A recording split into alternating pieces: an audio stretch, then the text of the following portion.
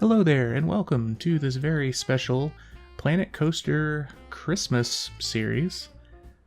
I'm going to be building a city. Well, not really a city. I've been playing too much City Skylines. I'm going to be building a Christmas village that is based on those that you would see on those cheesy Christmas movies, in the holiday season. I have to say I am guilty of watching a cheesy Hallmark Christmas movie every now and again.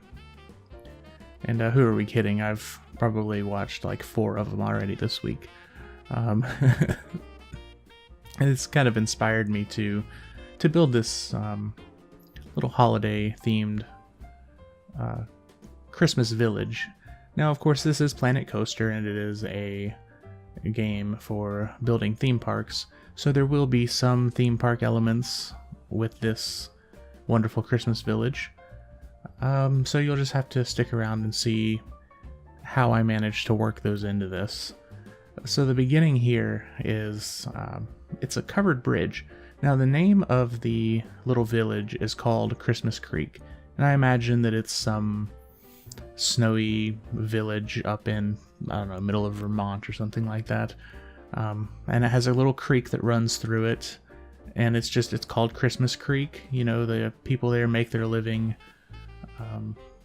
selling Christmas trees and having Christmas tree farms, things like that. So that will, I'm sure, make an appearance in the build here at some point, because I'd love to do a Christmas tree farm. I think that'd be really cool. But let's focus on what I'm doing here. So the entrance to the little village, there is a covered bridge that goes over the creek. Now, I spent a few hours building one that you can kind of see in the background in this video, and I wasn't pleased with it. After building it and editing the video and looking at it, I told myself, you know what? You can do better. You can do a lot better than that. So I went back in the game and I just started over, and I was like, you know what? If we're gonna do this, let's do it right. So I went in, spent a few hours, and came up with something so much better looking. I am very pleased with the new iteration of the bridge here. And it turned out really cool. Even the colors, like the red with the white, and then the wooden scaffolding on the inside. And you'll see I actually went into some pretty good detail with the scaffolding. Even on the inside of the bridge that you can only see when you're in first person. But it turned out, amazing. I'm glad, I'm not the best builder and detailer in this game by far. I have a lot to learn, but I was definitely pleased with the way this turned out. And I hope you are too. I hope maybe it gives you some inspiration for some things that you can build in Planet Coaster. And this would look good even as like a covering for a queue or something like that for a ride. So I think I did put it up on the workshop. I'll have to take a look and see. If not, I will upload it to the workshop. But I'm gonna just go ahead and stop blabbering here and just let you guys listen to some wonderful Christmas music, because it is the holiday season. If you're watching this in December, if you're watching this after, well, it was the holiday season, and I hope you had a great one. But yeah, so let's go ahead and just crank up the Christmas music and watch this awesome build come together. And then I'll join you at the end. We'll go in game and take a closer look at everything, and maybe take a peek at what might be coming in the next video. So yeah, sit back, relax, enjoy the awesome Christmas music, because it's that time of year, and I'll see you at the end of the video.